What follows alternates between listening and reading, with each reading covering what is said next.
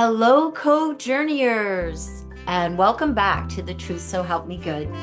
I am your host, Barbara Landry, and together we continue to explore some of the bigger questions about this journey we call life. Today we're going to switch things up a little bit, and I'm going to introduce you to our first special guest host and my personal co-journeyer of 25 years, my husband, Tim Shea. Hi, Barbara. Hi, Tim. Thank Welcome. you. I'm excited to be here. I'm excited to have you here so far. How did we get here? Well, I believe it was your idea. So why don't you explain how we got here? How you managed to get that seat? I got this. Yes. So the reason I'm here, the reason I thought it would be interesting to interview you is that you have been doing your podcast now for quite a while, and your audience has, I think, a pretty good appreciation about who Barbara Landry is, sort of what some of her values are. But for them to learn more about you, I think would be beneficial from the perspective of understanding why you ask some of the questions that you ask, why you choose some of the topics that you want to talk to. So having a little bit more perspective on you will help them understand, the audience understand where you're going with your questionings, where you're going with your interviews. And that would be advantageous, I think, to the audience. The second thing is that everybody has a story. You have a story, and everybody's story can be instructional. I've learned a lot from your story, and I think if the audience hears a little bit more about your story, they might be able to glean a few nuggets of goodness like I have Hmm. from that conversation. So that's how we got here. Um, Well, that's how yeah, you got here. that's how I got here. Still trying to figure out how I got here. And Yeah. that's part of my story that I have really wanted to share. Since January, I have been interviewing authors, which has been amazing, amazing. And I really want to talk about how we got there. We will. And in, yes, okay. Okay, host, I'm the host, yes. I am at your mercy. So, a little bit of backstory just to start. So, Barbara and I met late in the 1990s. And when I met Barbara, Barbara was a lawyer. She was practicing real estate law, she was practicing divorce law, family law, juvenile. And then her business evolved, right? I mean, you went from being sort of a traditional lawyer to then doing mediation, collaborative law, guardian ad litem work, and then you became a recovery coach. And then you owned a yoga studio, right? After that, you became a furniture representative for what, 10 years? Yes, Selling furniture, no longer a lawyer, right? right. And now you're writing a memoir, you're doing a podcast, you're interviewing other memoir writers. You're studying to be a death doula. You're working at the hospice house. You're doing so many things that when I met you way back in the 1990s, I never had any idea that you would end up there. And so, kind of what I would like to explore Mm. is how did you go from where you were when I met you to where you are today? Was there a plan? Was there a North Star? Did you say in 20 years or 25 years, I want to be writing a memoir? Or did it happen more organically? Mm. So that's the first question. Like, Okay. how did we get here? And then Wow. let's talk a little bit about the journey and the specific steps. I kind of outlined them very quickly Okay. there, but if you could talk us through that, I think that would be helpful. Okay.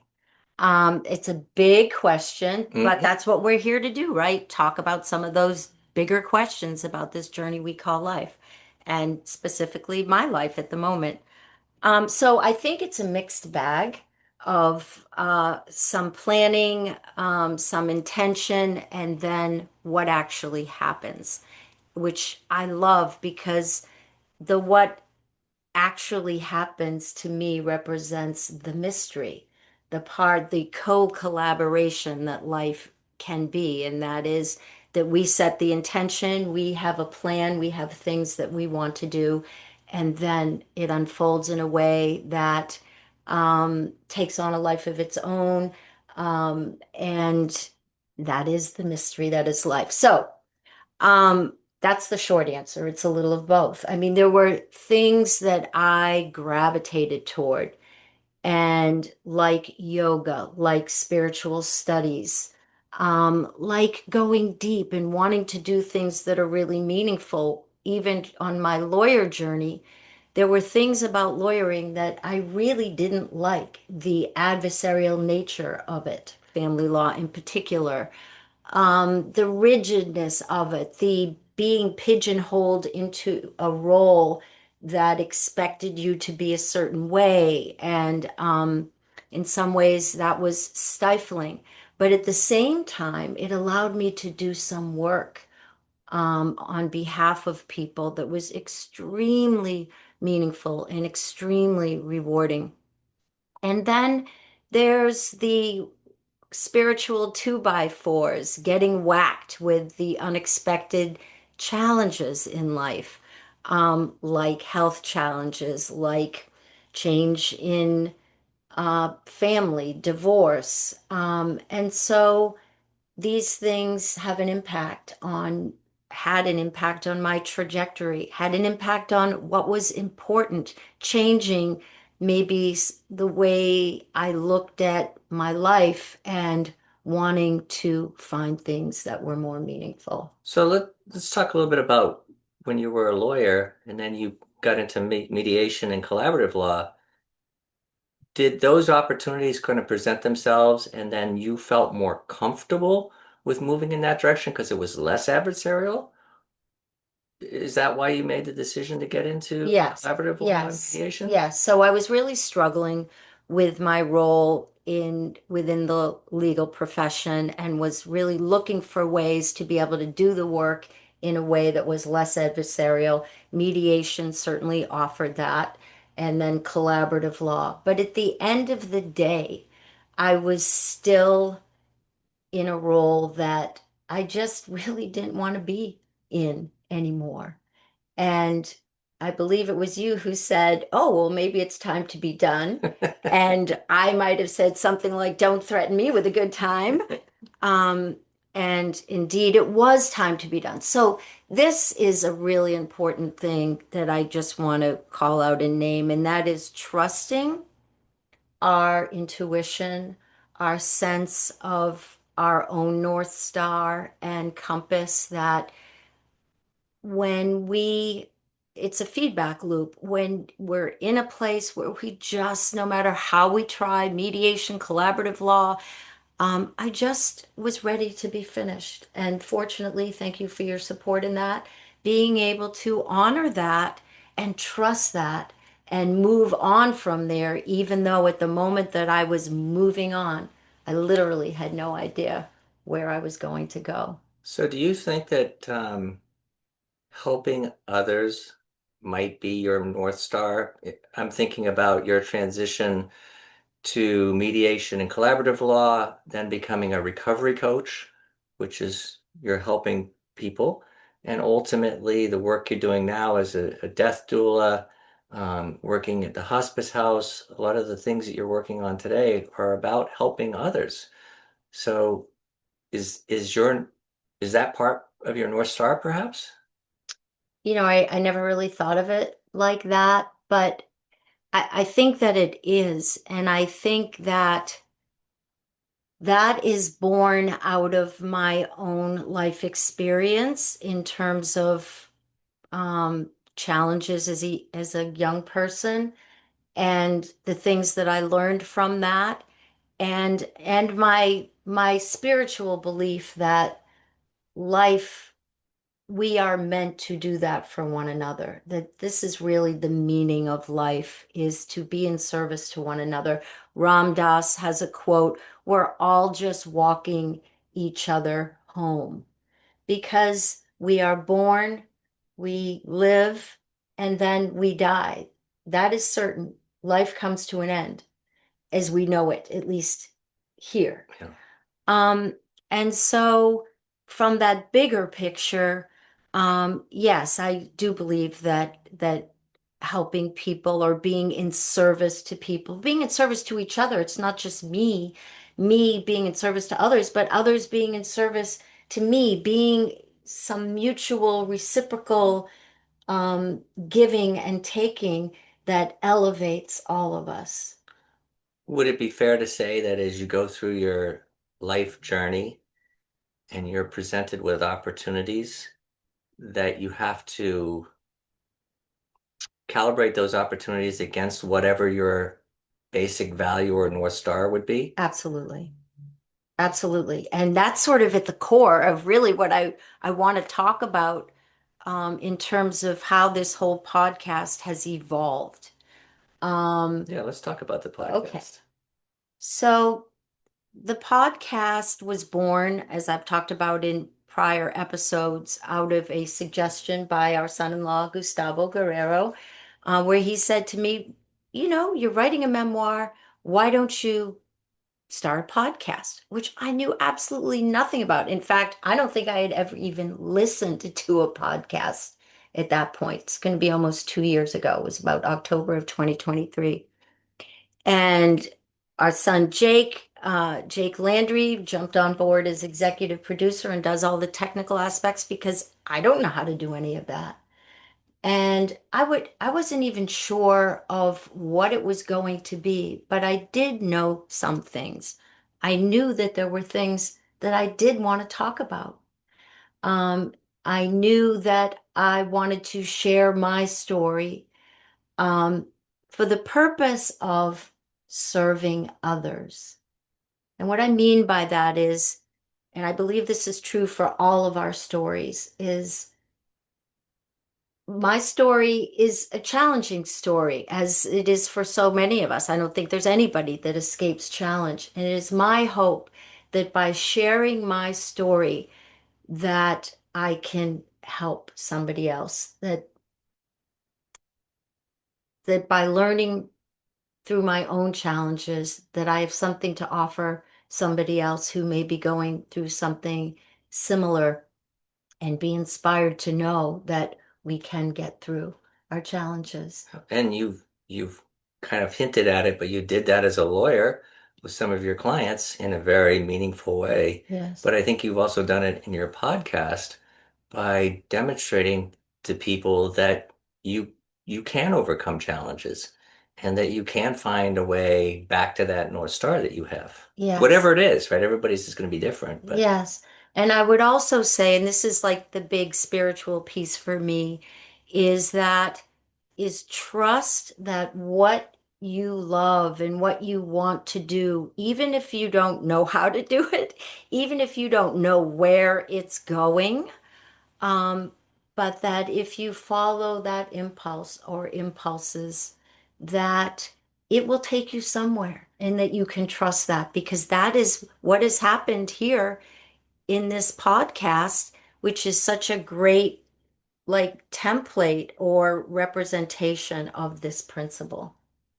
so you brought up the fact that Gustavo gave you the idea of starting this podcast. Yes. A lot of people would look at that and say, I can't do that. That's like, so how, and I know you were also like, well, I don't know what to Of do. course not. So how did you move through that? How did you end up just saying, let's do it? I And by think, the way, it's obviously very low budget. We don't pay Jake anything. oh, The real reason I'm the co-host is because I'm free. oh, that's not true. Jake gets paid. Oh, he does? Of course. Jake, you can cut this part. Or not. Um, I don't get paid. Well, I don't get paid with money, but I can assure you that what I get out of doing this is priceless, not to sound trite, but I really mean that. Um, so now I forgot the question. Well, it was about it's really about challenges, right? Like Okay. when you were when Gustavo suggested you do the podcast, it's like, It's really about fear and self-doubt. Like, oh no, as you said, I can't do this. Who am I?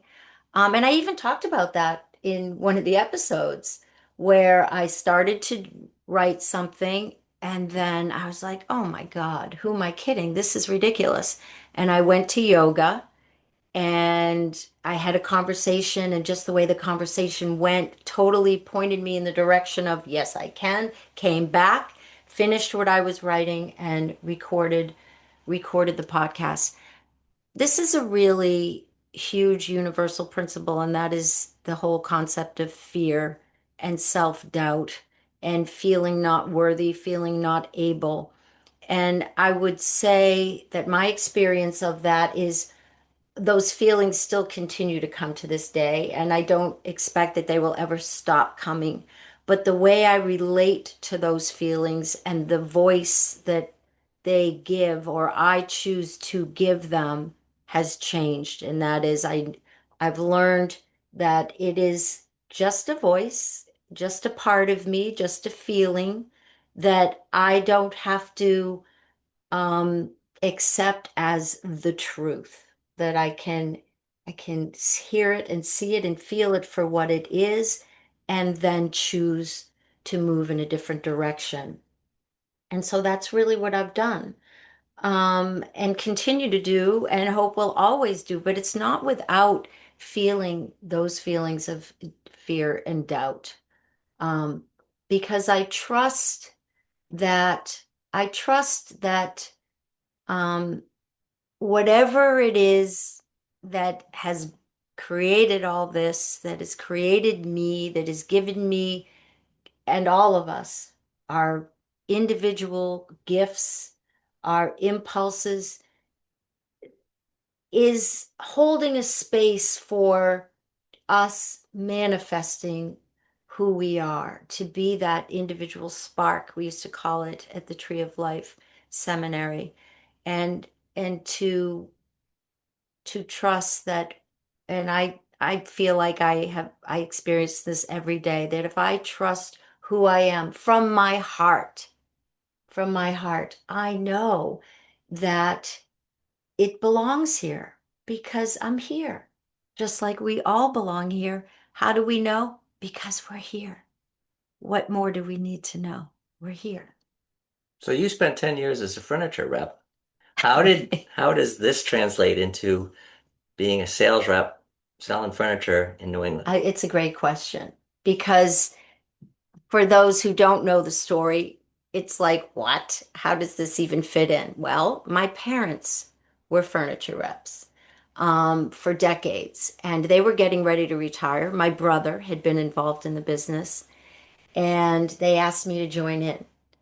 And I said, okay, and went to the furniture market. I was in a showroom with my mother and got to see her in a context I had never seen her before. She was amazing.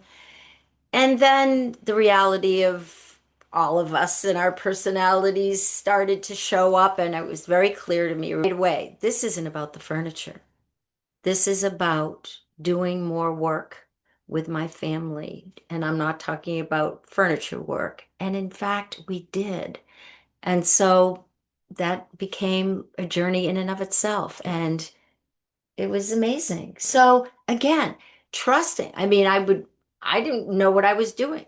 10 years later, I still didn't know one leg from another leg on a table or one finish. I mean, I did a little bit, but it wasn't about that. It was about growing and learning, and not being afraid to be myself in a situation where I wasn't perfect, where I wasn't an expert, where I wasn't as knowledgeable as my brother, but I could still do the job in my own way.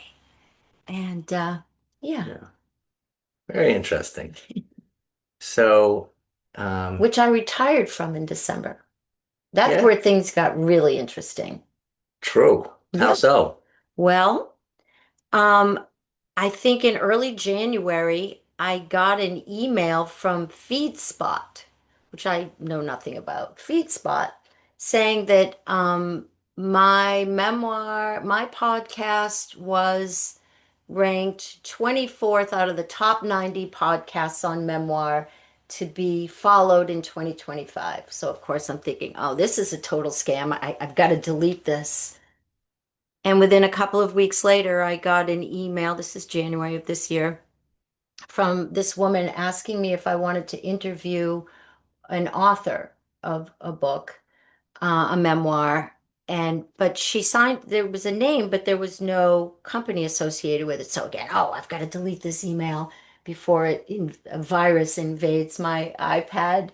Um, and then a couple of weeks later, I got the email again, this time with a identification of a publicist's office, a PR office, public relations, where they represent authors. And that's when I booked my first interview of a memoir author in January of this year. I do want to mention that I am part of a writers group, which I talk about on the podcast, and had interviewed a couple of women from my writers group over the first year. So it was important to me to give voice to other people and their stories, and then started getting more emails from the same publicist's office, then another publicist, and I think I've done a total of 9 since January. Yeah. And I am so grateful for that. But back to one of your original questions, didn't plan it, didn't Right. expect it, didn't go out looking for it. But you recognize the opportunity because it was consistent with the direction you wanted to go, your North Star. Yes, yes, And yes. you've done a fabulous job with your Thank you. interviews, obviously. Thank you. Thank Um, you. do you want to talk at all about the death doula work and how you got into that, A little bit. or So, hospice? so just what I want to say about that is, first of all, I I just turned 68, and I had a little bit of a health scare, very small health scare earlier this year, but it was enough to give me an indication that I still had a lot of work to do in terms of getting more comfortable with my own mortality. And then, of course, I have elderly parents, and we have friends who we have lost, who Hmm. some are sick. And I have been the kind of person, I think it's innate, but also served me well when I was younger, is when the going gets tough, I like to lean in to the challenge because I don't want to be cowering in the corner in fear. I believe that there is strength that comes from leaning in and And not becoming. that's an innate strength that you've had since a child, I I think. think so. Yeah. And I'm so grateful for that too. I'm Yeah. so grateful for that. And I want to use that skill to the best of my ability for my benefit, but for the benefit of others as well. So if you had to summarize what we just talked about, Oh my like gosh. how would you wrap this up for Closing argument. just I little would Andrew? say, first of all, trust yourself, trust your intuition, trust your impulses, trust what you love, and don't be afraid to dive in and know that whatever you need and more than you can imagine will show up to support you. I really believe that. I really believe that. And I've seen it in your life, which is one of the reasons why it's so fabulous to sit here and have this conversation with you. Thank you. Yeah. Thanks, Tim. So, one of the reasons I think your interviews are so successful kind of harkens back to what you did as a lawyer, right? I mean, as a lawyer, you did a lot of preparation work for your cases and for your clients. And I've watched you do the preparation work for your interviews for memoir, right? In terms of reading the books, spending time putting together thoughtful questions, reviewing those questions with your person you're going to interview. And that's why I think your interviews come off so well. And so it's no surprise to the audience that's listening to this that we actually talked about sort of what we were going to talk about today up to this point. Now, as the guest host, I reserve the right to ask some unanticipated questions. Uh-oh. So I have three. Okay. So I'm going to start out with a really easy one, like the softball. Okay. So that question is, what is your favorite sound? What is your favorite sound? Chimes. Chimes. Hmm. Why? because they're especially like the low one, because there is a it why? Because it sounds like everything. It's a sound that sounds like everything all rolled into one. And I love everything. Well, there we got a good answer then. All right, so you know that I recently read a book called The Last Lecture by Randy Pausch. Ah, Pausch. yes, yes, And I would imagine many of your listeners are familiar with this book, The Last Lecture. If not, it's a story or a book, I guess it's a memoir actually, yes. of a fellow who's a professor at Carnegie Mellon. And they have a history or a tradition, I guess, when you're retiring, you do your last lecture. Well, he actually was diagnosed with cancer, was given 6 months to live. He did his last lecture on life lessons. So, in the book, one of the things he talks about are what he calls brick walls. And I'm quoting from the book here. He says, the brick walls are there to stop people who don't want it badly enough. They are there to stop the other people. He's basically talking about a sense of will and determination.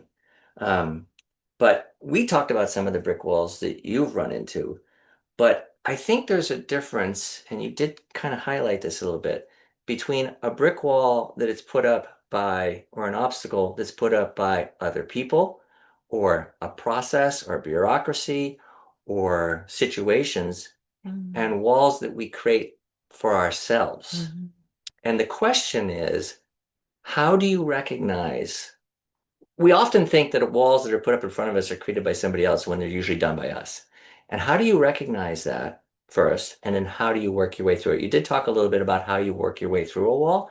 So maybe focus a little bit on how do you understand that the obstacle in front of you is you as opposed to a mm. person, a process, a situation. Wow. Okay. That's a big question. I know, but you're up to it. So what occurred to me as you were asking it, and I don't think I've ever really thought of it this way before, but, and I think this contributes, but I don't know to what extent, but it's something for me to think about. I grew up with a huge brick wall, not only in front of me, but it completely surrounded me.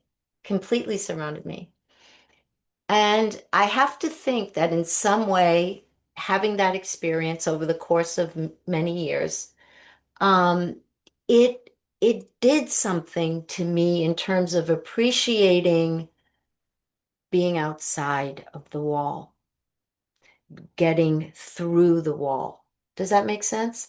Okay. So having said that, and I guess um, I I think life helps teach us, and those are the cosmic two by fours. You know, there are opportunities to learn and grow, and sometimes they come in the way of a real whack, a real cosmic whack. And so I know for a fact that I spent decades creating my own obstacles, my own obstacles. Um, and it's like beating your head up against the wall. And it's like that saying about insanity. What is insanity? Doing the same thing over and over again and getting the same result. So I think that also helps teach us about our self-imposed brick walls. Um, but I think ultimately, once we can sort of sort through that and learn to recognize what's getting in our own way and what is something that is just there for us to have to figure out to navigate through or around, is really what I've already said, and that is it's trust. It's about trust. It's about not succumbing to fear. And when I say trust, I think I'm talking about faith as well that that so often we don't do something because we don't see a result. Maybe we start trying, but then we don't see a result. Well, oh, this obviously isn't working. So part of that is consistency. Consistency, perseverance, and maybe having to regroup.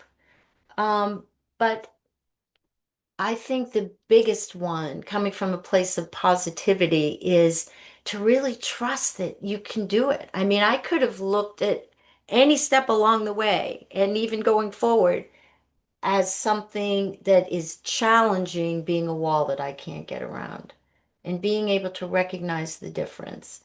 And some of that is just that leap of faith, like, I think I can do it, and I'm gonna try, and just try, not Well, being afraid. well, one of the things that's impressed me about you in the last 25 years since I've known you, or since we've almost been married that long, is that you always find a way through, around, under the walls. You always do. Mm, So one last question, yes. also from the same book. Okay. And this is another quote. Um, Experience is what you gain when you fail. Mm. Experience is what you gain when you fail. Can Hmm. you share an experience that you gained through failure? Oh boy, yes. Um, hmm. Well, what I want to say is that everything that I've learned of the most value has come through um, being quote unquote unsuccessful. I don't know. That's a tough question to like bring out and not be prepared. Yes, there are many of them. Um, No, but I like your answer, right? oh, good then. Yeah. No, but Yeah, I think that I just recently, you may recall, co-journeyers, that I have been known to travel the Netflix universe, and I just watched Project Runway, which was awesome, and Cyndi Lauper was on there, and she was telling one of the designers who really hadn't done the greatest job on the particular project challenge. She said that everything that she has learned, everything, all her success that she has gained came from challenges. And so I would say the same thing. And so, given that, I are they really challenges anymore if that is the result? good question. Mm, Am I supposed to answer that? if you can. I can't. It's kind of a rhetorical question, but Yeah, it's something to think about. What is a challenge anyway? I've also heard it said that in order for Thomas Edison to have ultimately come up with a light bulb that worked, he had to have all the failures. All the failures along the way are one step closer to doing it, absolutely. to having Yeah, the success. yeah. So, So don't be afraid to take the steps. yeah, And as long as those steps are aligned with your North Star, whatever that might be, trust it. Trust trust it. You it. can Yeah. trust it like you can trust the sun coming up in the morning. So I think it's back to you because it's time to close out this podcast. Okay. Thank you so much for listening. I look forward to being with you again soon. Take care and be well. I appreciate you so much and couldn't and wouldn't do this without each and every one of you. Mwah.